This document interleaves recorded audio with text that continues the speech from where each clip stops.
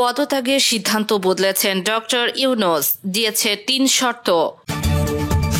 এবং সর্বশেষ জানাবো, ভারতীয় কোম্পানির সঙ্গে ২৫০ কোটি টাকার চুক্তি বাতিল করল বাংলাদেশ। এতক্ষণ শুনছিলেন সংবাদ শিরোনাম, এখন থাকছে বিস্তারিত। পুরো দেশের চোখ এখন একটি ব্যক্তির দিকে, ডক্টর মোহাম্মদ ইউনূস। গণমাধ্যম, সামাজিক যোগাযোগ মাধ্যম, রাজনীতির অন্দরমহল, এমনকি চায়ের দোকানের বেঞ্চেও এখন একটাই প্রশ্ন, ডক্টর মোহাম্মদ ইউনূস কি থাকছেন না চলে যাচ্ছেন? বৃহস্পতিবার বিকেলে উপদেষ্টা পরিষদে নিয়মিত সাপ্তাহিক বৈঠক শেষে সচিব ও সরকারি কর্মকর্তারা বের হয়ে গেলে শুরু হয় অনানুষ্ঠানিক এক পর্ব। 4 ঘণ্টা ব্যাপী চলে এই রুদ্ধতার বৈঠক। সেই বৈঠকের এক পর্যায়ে প্রধান উপদেষ্টা ডক্টর মোহাম্মদ ইউনূস সরাসরি বলেন, আমি আর পারছি না, এই জঞ্জালের দায় আমার নয়। আমি আজই জাতির উদ্দেশ্যে ভাষণ দিয়ে পদত্যাগ করব। এমন কথা যেন বজ্রপাতের মতো নেমে আসে উপস্থিত উপদেষ্টাদের ওপর। দ্রুত শুরু হয় ভাষণের স্ক্রিপ্ট লেখা, কিন্তু ঠিক সেই মুহূর্তে 1-2 জন সিনিয়র উপদেষ্টা এসে বলেন, আর 2-1 দিন দেখুন স্যার, এখনই সিদ্ধান্ত নিয়েন না। এমনকি এই রাজনৈতিক জটিলতার মধ্যেও এনসিপি নেতা নাহিদ ইসলাম দেখা করে ডক্টর মোহাম্মদ ইউনূসকে পদত্যাগ না করার জন্য অনুরোধ করেন।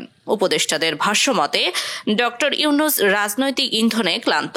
তার অভিযোগ, এই বিশৃঙ্খলার জন্য তাকে কাঠগড়ায় তোলা হচ্ছে, অথচ রাজনৈতিকরা কোনো দায় নিচ্ছেন না। এদিকে এই ঘটনার মুখোমুখি দাঁড়িয়ে জামাত আমির ডাক্তার শফিকুর রহমান সর্বদলীয় বৈঠকের আহ্বান জানান। এছাড়া এনসিপি নেতারা সামাজিক যোগাযোগ মাধ্যমে ফ্যাসিবাদ বিরোধী ঐক্যের ডাক দেন। এত কিছুর মধ্যে গণমাধ্যম, সামাজিক যোগাযোগ মাধ্যম সবখানে চলে এখন আলোচনা, কি হবে দেশের? সত্যি কি পদত্যাগ করছেন প্রধান উপদেষ্টা?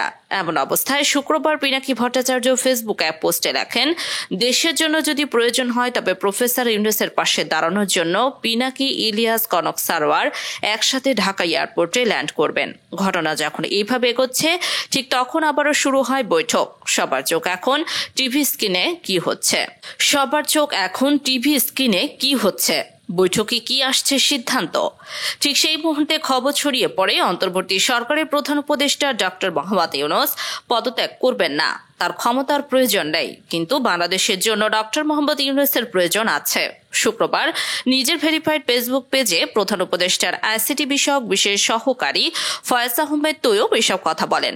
প্রধান উপদেষ্টার ডক্টর মোহাম্মদ ইউনূসের পদত্যাগের ভাবনার মধ্য দিয়ে দেশের রাজনীতিতে ছোটখাটো একটি ভূমিকম্প বয়ে গেল। অবশ্য সেই কম্পন মিলিয়ে যেতেও সময় লাগেনি। অন্যান্য উপদেষ্টা এবং রাজনৈতিক দলগুলো তৎপরতায় পদত্যাগের সিদ্ধান্ত থেকে সরে এসেছেন ডক্টর মোহাম্মদ ইউনূস। প্রায় 24 ঘন্টার উত্তপ্ত পরিস্থিতির পর দেশের রাজনীতিতে বয়ে গেছে ঠান্ডা বাতাস। বলা বাহুল্য, প্রধান উপদেষ্টা কোথাও প্রকাশ্যে তার পদত্যাগের ভাবনা শেয়ার করেনি। নানা ইস্যুতে ত্যক্ত বিরক্ত হয়ে উপদেষ্টা পরিষদের বৈঠক এবং কাছের কয়েকজনের সঙ্গে তিনি তার অভিপ্রায় জানিয়েছেন। এরপরই বিদ্যুৎ গতিতে বিষয়টা বাইরে চলে আসে।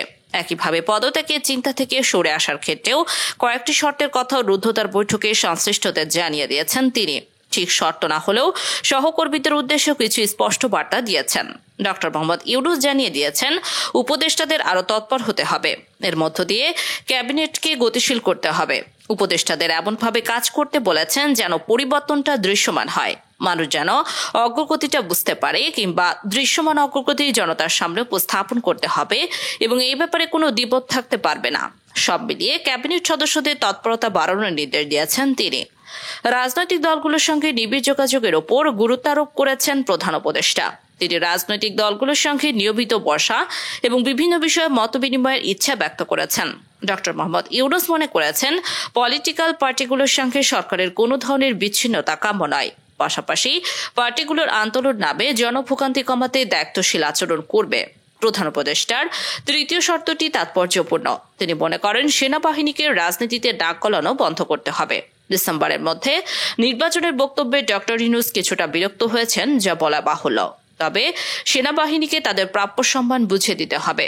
সেনাবাহিনীর প্রশ্নে হুট করে কিছু করা যাবে না বা হঠকারী কিছুই করা যাবে না। জুলাই গণঅভ্যুত্থানের পর আইন শৃঙ্খলা রক্ষায় সেনাবাহিনীর প্রশংসা করেছেন ডক্টর মোহাম্মদ ইউনূস। দেশের সকল রাজনৈতিক দল ও পক্ষকে সহনশীল আচরণ করার অনুরোধ করেছেন প্রধান উপদেষ্টা ডক্টর মোহাম্মদ ইউনূস। একই সঙ্গে আন্দোলনের নামে নৈরাজ্য বন্ধ করার অনুরোধ করেছেন। দিল্লি সাউথ ব্লক গেল 9 মাসের মধ্যে সবচেয়ে আনন্দের সময় কাটিয়েছেন গত বৃহস্পতিবার। হাসি ফুটেছে পতিত আওয়ামী লীগ সেকুলার শিবিরেও। প্রধান উপদেষ্টার পদ থেকে ডক্টর মোহাম্মদ ইউনূস সরে দাঁড়াতে চান এমন খবরে ফ্যাসিবাদ বিরোধী শক্তির মধ্যে যতটা উদ্বেগ উৎকণ্ঠা দেখা গেছে, ততোধিক উল্লাস দেখা গেছে ভারতীয় লবিতে। ভারতীয় মিডিয়া উচ্ছ্বাসে মেতেছে। পরিষ্কার ইঙ্গিত পাওয়া যাচ্ছে বাংলাদেশের রাজনীতি আবারও ভারতের প্রভাব বলয়ে ঝুঁকে পড়তে যাচ্ছে। 24-এর অভূতপূর্ব গণঅভ্যুত্থানের মধ্য দিয়ে টানা 17 বছরের একচ্ছত্র নিয়ন্ত্রণ হারায় ভারত। তা পুনরুদ্ধারে বাংলাদেশকে নিয়ে নতুন করে ষড়যন্ত্র শুরু প্রতিবেশী দেশটির। ভারতীয় গেম প্ল্যানের অংশ হিসেবে বিভিন্ন ইস্যুতে ডক্টর ইউনূস সরকারের ওপর প্রচণ্ড চাপ সৃষ্টি করা হচ্ছে। বিব্রত ও বিরক্ত হয়ে তিনি ক্ষমতা ছাড়লেই প্ল্যান বি বাস্তবায়ন নামবে দিল্লি। প্রতি বিপ্লবের মাধ্যমে বিশ্বস্ত সেবা দাস শেখ হাসিনাকে ফেরাতে ব্যর্থ হয়ে নতুন কৌশল নেয় ভারত ও ক্ষমতাচ্যুত আওয়ামী লীগ। দিল্লির ছকে এই দেশের রাজনীতি নতুন করে প্রভাবিত করার অপতৎপরতা শুরু হয়। সবচেয়ে উদ্বেগের জায়গা হলো দেশের রাজনৈতিক সেনাবাহিনী ও সরকারের একটি অংশ এই ছকে নিজেদের জড়িয়ে ফেলেছে।